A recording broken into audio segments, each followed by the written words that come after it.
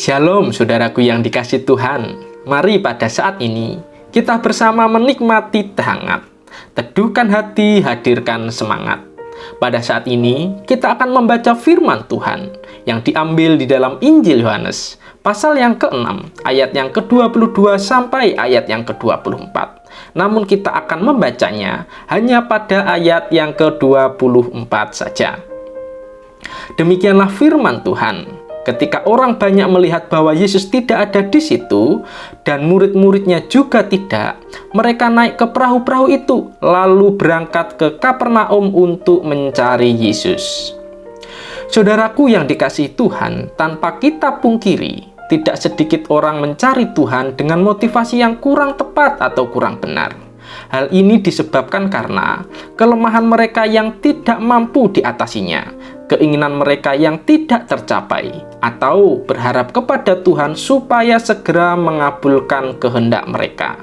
Contoh seperti sakit Tuhan sembuhkan, usaha atau studi berharap Tuhan lancarkan, berkati, dan permudah, atau cita-citanya Tuhan kabulkan pada masa yang akan datang.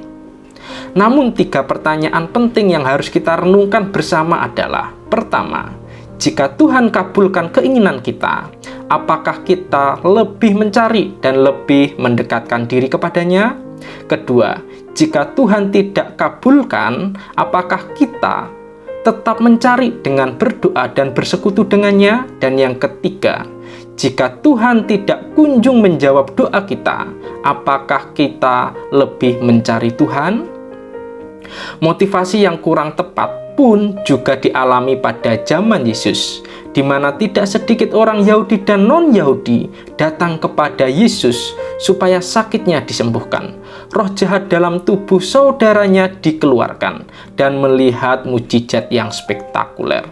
Mereka datang kepada Yesus untuk mencari kepentingan pribadi mereka. Sehingga ketika Yesus pergi dari suatu tempat setelah melakukan mukjizat, banyak orang mencarinya, bahkan rela menyeberangi laut atau danau Galilea untuk menemui Yesus yang berada di Kapernaum.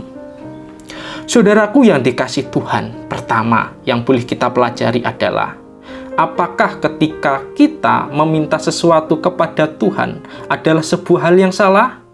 Tentu saja tidak, karena ketika kita memohon kepada Tuhan adalah sebuah bentuk kebersandaran diri kita kepadanya. Namun akan menjadi salah jika motivasi kita adalah untuk kepentingan pribadi kita dan tidak menyerahkan keputusan akhirnya atas pergumulan kita kepada Tuhan. Kedua, apakah pergumulan dan permohonan kita selalu dijawab dan diselesaikan oleh Tuhan? Belum tentu, namun kita harus percaya Tuhan akan memberikan yang terbaik menurut sudut pandangnya dan bukan menurut sudut pandang kita. Ketiga, bagaimana sikap kita ketika mengalami pergumulan? Teruslah mencari Tuhan, memohon kepadanya, memakai alat yang Tuhan pakai di dunia ini, dan menyerahkan hasil akhirnya kepada Tuhan.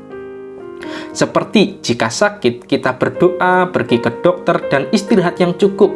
Jika dalam usaha atau dalam pekerjaan sulit, kita berdoa, memohon kepada Tuhan, mencari inovasi dalam pekerjaan, dan menyerahkan hasil akhirnya kepada Tuhan, dan lain-lain.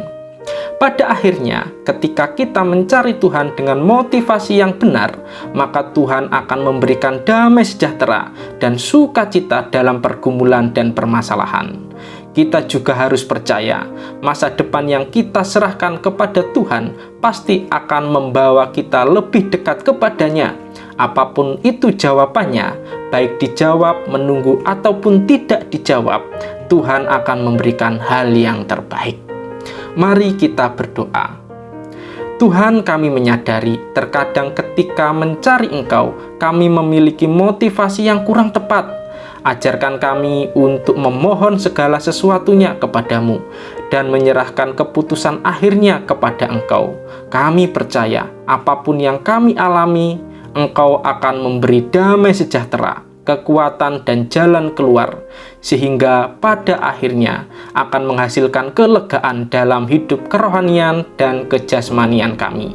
Biarlah apapun yang kami alami memuliakan nama-Mu. Di dalam nama Tuhan Yesus kami sudah berdoa. Amin.